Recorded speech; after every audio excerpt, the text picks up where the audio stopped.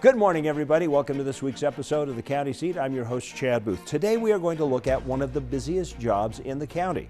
That's the job of the county sheriff. Now think about it. He has to chase the bad guys. He has to deal with civil affairs. He has to take custody of people. He has to transport criminals back and forth to the court. Now that's just a sampling of some of the duties that he has to do, but we are going to start by taking an in-depth look at one of the most dangerous jobs a sheriff department handles. That is search and rescue. Here with that report is Derek Dowsett. Thanks, Chad. Today's exercise is a training event, but as far as the reality of a real-life situation, it's as close as you can get. Search and rescue teams have been called out to respond to a 911 call made by an individual that was part of a group caught in a windstorm. Responders are aware that this is an incident that likely involves multiple casualties, and they've established a search area. Today's efforts are being monitored by the Army as a cross-training exercise. 40 members of the local search and rescue team, along with 25 CERT members, have been called out this morning to locate the victims of the storm and provide all needed assistance. At the Wimmer County Sheriff's Office, there's about 110 members, make up several teams, including dive teams, climb teams, ATV teams, snowmobile teams, horse teams. These people provide help when there's missing persons or a drowning. People get stuck climbing a lot of times. It's incredible training for all of our team members. The good part is we spend a lot of time and energy to hone their skills and provide them medical training and incident command and search theory, all of these things which they are able to bring out to the field and employ. The training that we provide, they get to do hands-on and actually treat potential patients or patients with simulated injuries in a controlled environment. Individuals with a number of different specialties are in the field today, donating their time, talent, and equipment to better prepare for real situations like this one. So as a county with the Sheriff's Office, we operate our search and rescue division, and it's a fairly large team. It's made up of volunteers who come and donate their time, their equipment. We have specialized teams that are part of it, teams that could go out into the field and assist with a rescue or a search. Normally in these type of situations where there's an emergency, a lost hiker, some type of event that may be similar to this, most likely the first responding units would be our deputies.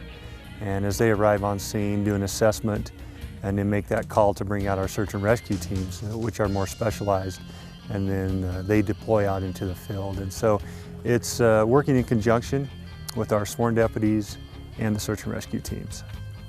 In a state like Utah, where recreation is part of the fabric of life, and wildlands go on for hundreds of miles, search and rescue can be incredibly difficult.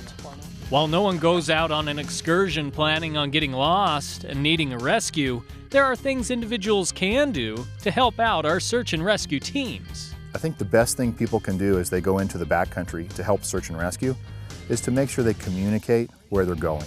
Tell someone where you're heading. Tell someone when you think you'll be back. Make sure you go out into the field prepared.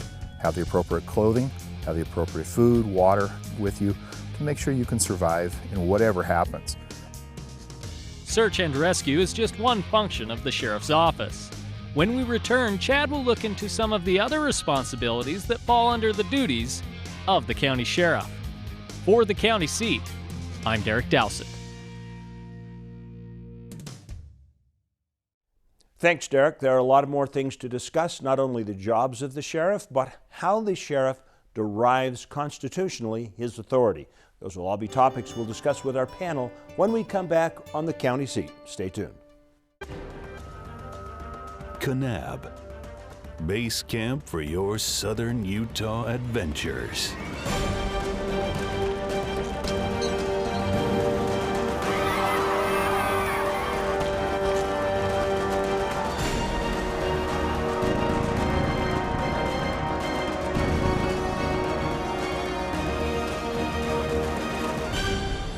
You belong in Kanab.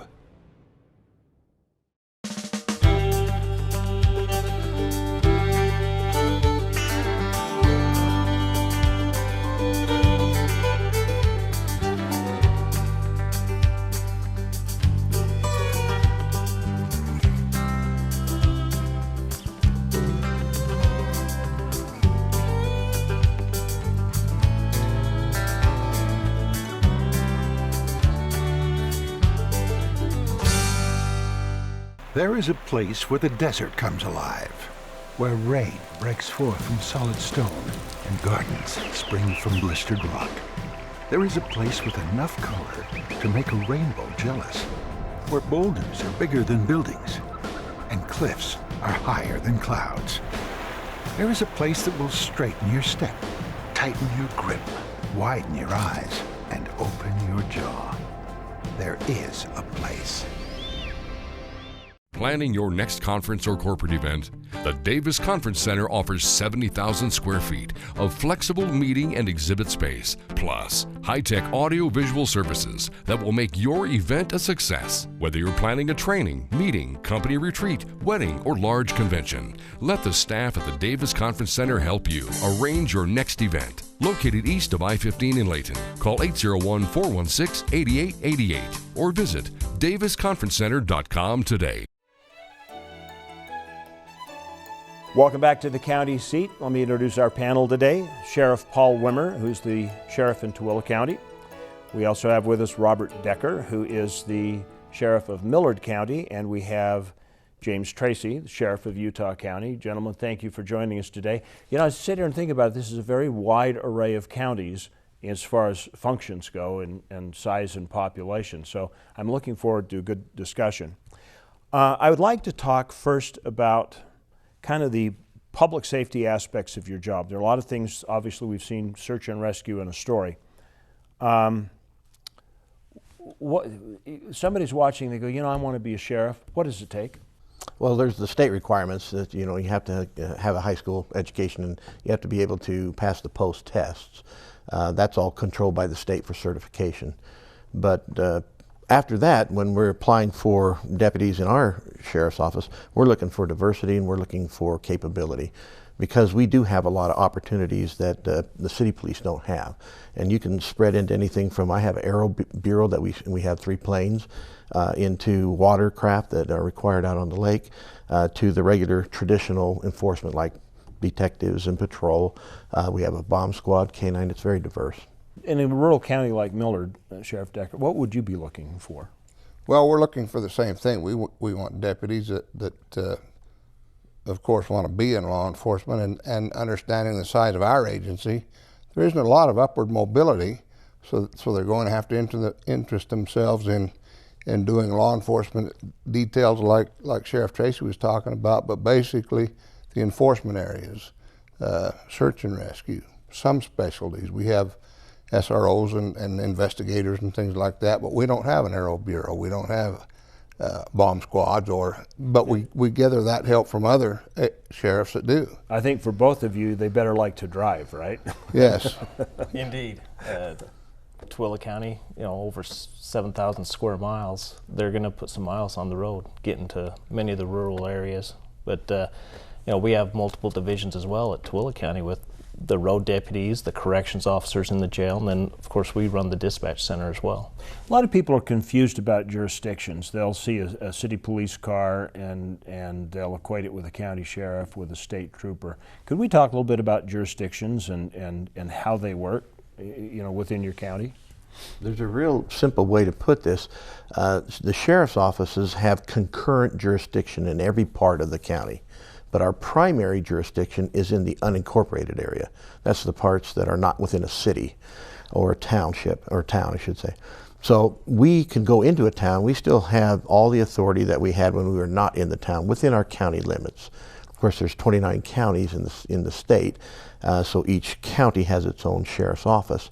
But within those counties, we have all the jurisdiction and concurrent jurisdiction within those cities that also may have a police department. So how does this, yeah. And we've got a situation in Millard County that works really well for us. We contract with our cities, so Millard County Sheriff's Office is the law enforcement agency in Millard County. There is no other city PD or things like that. We're the only law enforcement agency. So let me ask you a question. In Tooele County, Tooele City's got their own police department. Correct. Okay. A Tooele City police officer, if he's out in IRTA, is he out of his jurisdiction? Technically, but given we are certified through the state, every peace officer in the state maintains a state-wide authority, so they can they can carry out police powers statewide. Okay, so if the Tooele guy pulls me over an I better stop. Correct. but you could look into some court jurisdictional issues. It's usually best if they're doing work in the Tooele County to have a sheriff's deputy with them and let the sheriff's deputy take the call for jurisdictional purposes. It just cleans it up when it comes to appearing in court. Okay, well that makes a lot of sense. Go ahead. We're small in numbers, and so in many of our jurisdictions we are so rural, we have to call on other agencies for help. So we have the MOUs in place, or the things where other law enforcement agencies come in and they have the authority because we call them and need them, or we go to another county or someplace else to assist. Right, so you always kind of work together. Yeah. This is a great place to take a quick break. We'll take a break here on the county seat. We'll come back with a conversation with sheriffs about the sheriff's responsibilities and duties. And when we come back, we will talk a little bit about the insides of the jails and some of the things that go on there as part of their jurisdiction. We'll be right back with the county seat. Color. It's something that can be seen. But have you ever wanted to reach out and touch it? Experience it. In San Juan County, Utah, color comes to life like nowhere else on earth. Color can be more than an abstract. Color can be your gateway to a new world. Visit San Juan County and explore the past, present, and future in a way that you've only dreamed of. San Juan County. Color your experience.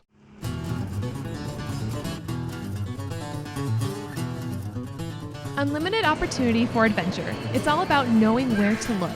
ATV adventures, rock crawling events, art festivals, and wildlife events. The opportunities are limitless. Plan your stay and join us for Days of the Old West Rodeo, June 11th through 13th, and Snake Valley Festival, June 19th through the 21st. Pick your adventure in Millard County. If you like the outdoors, there's not a better place to be. And like today for us, for instance, how many people did we run into? I mean, we really, you've got this beautiful land pretty much to yourself, and where do you want to go? You want to go there? Go there. It's wide open. It's amazing.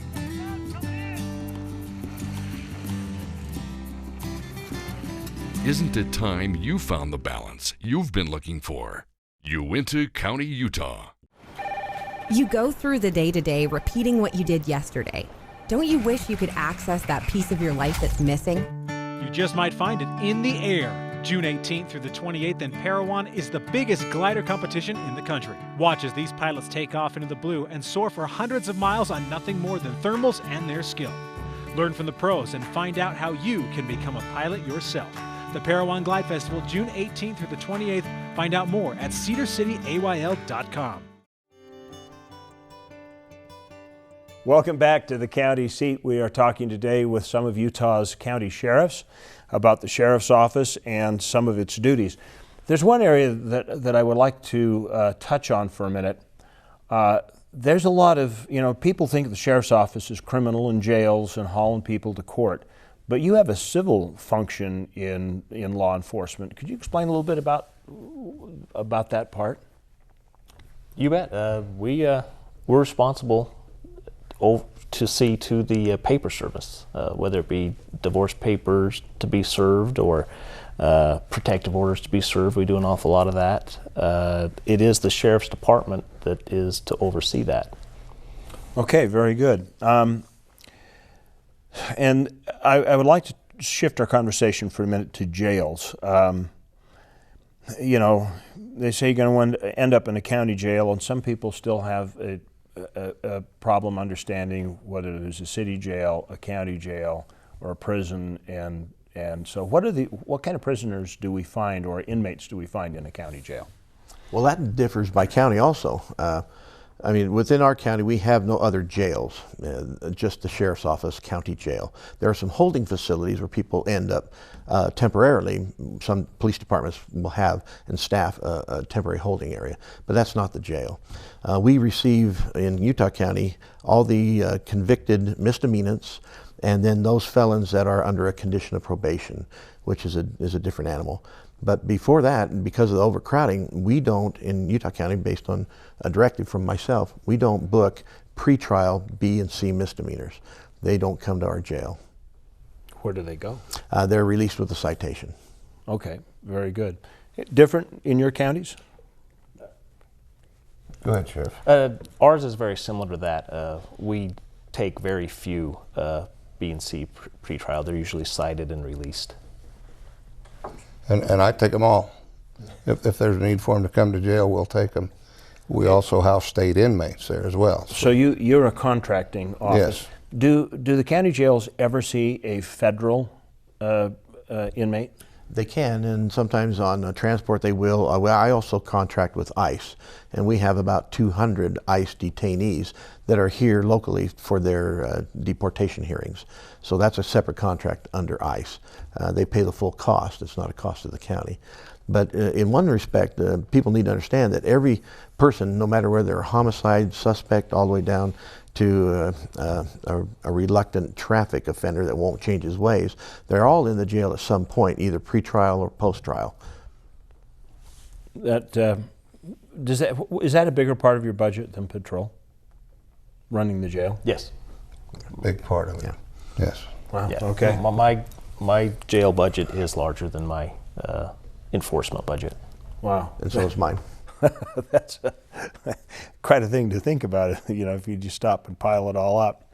So if it's the most expensive part, what is the challenge to keeping a jail running? You know, you've got all these different people in here. Obviously, you're going to have drugs and substance abuse. You probably have to do some kind of programming, or a lot of you offer some kind of programming. What is the hardest part of making all that work and tick? You know, we've got all of the inmates that you're talking about, the pre-trial and the post-trial, the detainees and things like that. But it seems like lately jails are turning into mental health housing for those that have a mental illness. And so we're starting to have to cater to a lot of that we haven't had to do in the past. So that creates a different problem, along with housing violent and nonviolent, and the different classifications that we get into as we bring people into jail. Each one is classified as where they can be housed, how they can be housed, and different things. Aren't there some counties that are working at a different angle on the mental health and trying to set up like mental health courts and different systems outside of the jail? I think there are, but I'm not very familiar with what they're doing. Utah County particularly, we have a mental health court, we have a drug court, we also have a veterans court. Those three courts try to aim to put people into services rather than just incarceration based on their needs.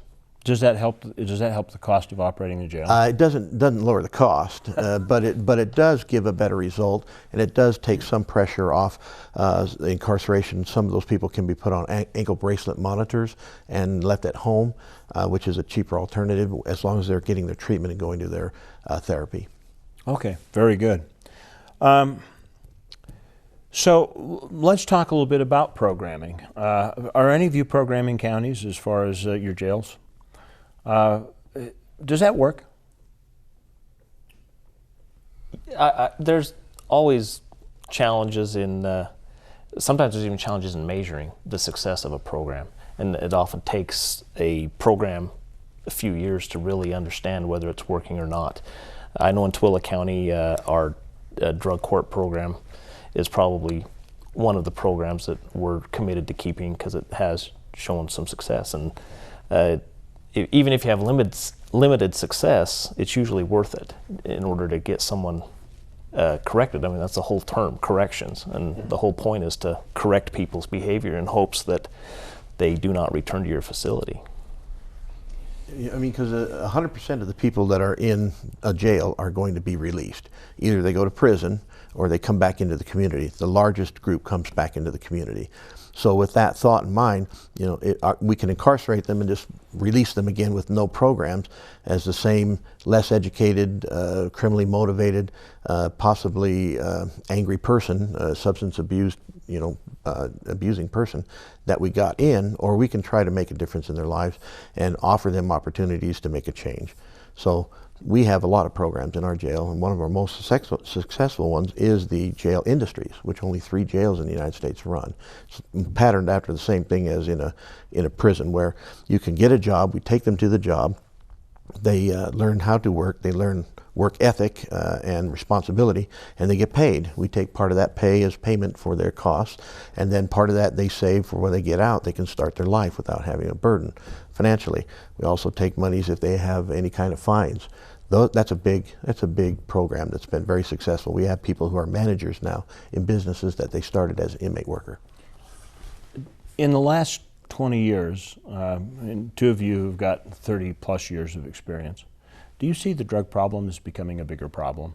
Is it that we're more focused on it now, or do you think it's actually a bigger problem as a percentage of the communities? Any one of you?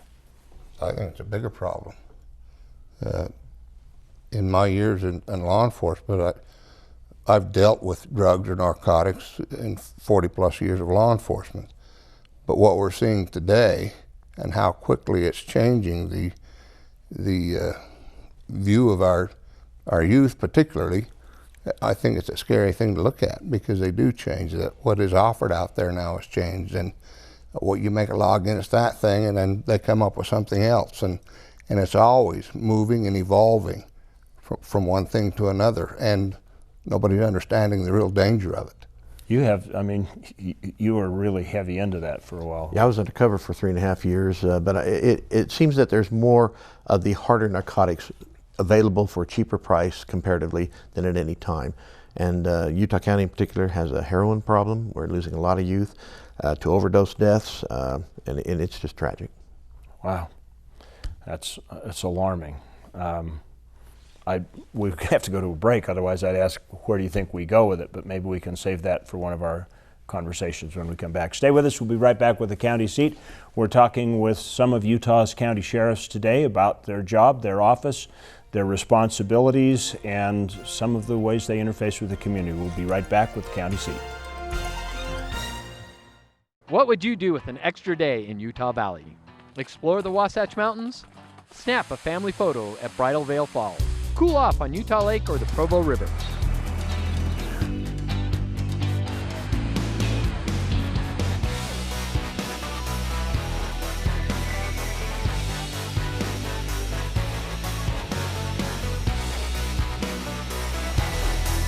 No matter what you're searching for, you can find it in Utah Valley. Bring everyone together. What's the story of your life? What chapter are you on? Did you happen to get married recently? Perhaps you found your lost puppy at the animal shelter. Or you're taking an art class at the senior center. There's that flu shot that kept you well last season. And don't forget the museums and historical sites your family loves. And all the fun you have at the county swim center. County services, from search and rescue to maintaining roads, bring tremendous value to each of our lives. We're the Utah Association of Counties, helping you build the story of your life. We all assume that the food we eat is safe, but how do you know? Well, it starts on the farm and continues every step of the way to your local grocery store. So when you bring home food, you do so with the peace of mind that it's safe, fresh, and nutritious, thanks to the Utah Department of Agriculture and Food, the guardians of Utah's food supply and sustainable agriculture. Learn more by visiting ag.utah.gov.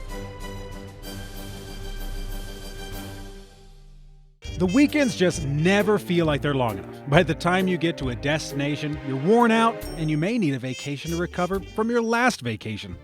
The solution is closer than you think, and that's just what you need. You can find the desert at Little Sahara, the cool refreshment of Yuba Lake, escape to the green of the forest on the Nebo Loop, and witness the excitement of Juab's own extreme racing on June 27th. Make your escape to Juab County. It'll change your family forever.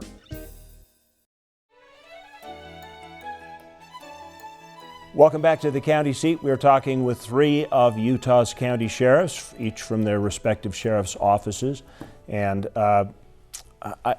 we were on drugs, and is it a bigger problem?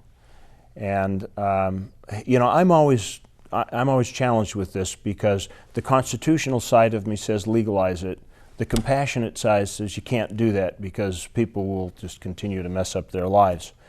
But we passed a bill, 348, and the Reinvestment Act. What do you guys think about it? It's one of them bills that, while it wasn't all bad, it's not one that I 100% agree with. I think drugs being the social problem that it needs to be attacked from all fronts. There needs to be a criminal component to it, but there's definitely a medical and a health concern, and it needs to be attacked from that front as well. There's not any one of us here that do not know or have family that have suffered addiction problems. And I think part of the other issue too, though, is that this bill is a paradigm shift, so we're not sure where it's going to end up in its effect. So we've got a lot of major changes, partially decriminalizing from a felony to a misdemeanor 2 times, the first 2 times of possession of a hard drug like heroin. That gives an opportunity to an individual to change his ways before he becomes a convicted felon, can't get a job in the future. But it also does another thing where it makes a perception of harm lessened. In other words, there are those who will go out there and say, well, it's just a misdemeanor. I can dabble in this because I won't get a felony. And they may try it because of that. So it's a two-edged sword that's out there. And that may lead to an addiction. That could lead to an addiction. And by the time somebody's caught 2 times in the system and brought to trial or court, they may already have a huge addiction based on how long it is before they're caught. Sheriff Dekker, I can see a thought in your head. Well, I'm just thinking about Colorado. Colorado legalized the sale of marijuana, and as we talk with law enforcement officials in Colorado, I can't find one that likes that now. It's causing more problems, more accidents, more turmoil, more calls that they're having to answer because directly related to the legalization of marijuana. They don't like it, and they can see the future just going down and not any good benefit coming from it. And with every bill, it's always the unknown. And until the bill's been in place for a while, we're not going to know how it's going to affect our jail populations, because you've now made so many drug offenses a misdemeanor. Yep. They don't go to prison, they stay with us. And there's a cost associated to that. So we're sitting here with a bated breath wondering, how is that going to affect our jail costs and populations for that matter? Okay, golden question, opinion, and then we'll wrap up the show. Do you think this bill's going to have to be revisited? It's going to have to be amended. Absolutely. Absolutely.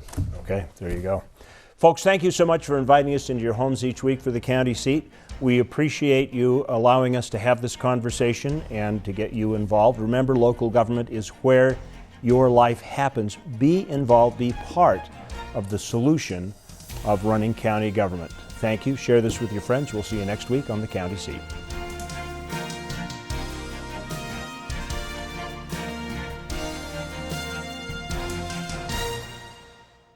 If you like this video, then we invite you to subscribe to our channel, The County Seat. You can do that here. And we invite you to share with your friends. We also invite you to get all the latest up-to-date information by following us on our social media channels. And if all else fails, make sure that you watch The County Seat Sunday morning at 8:30 right here on ABC4 Utah.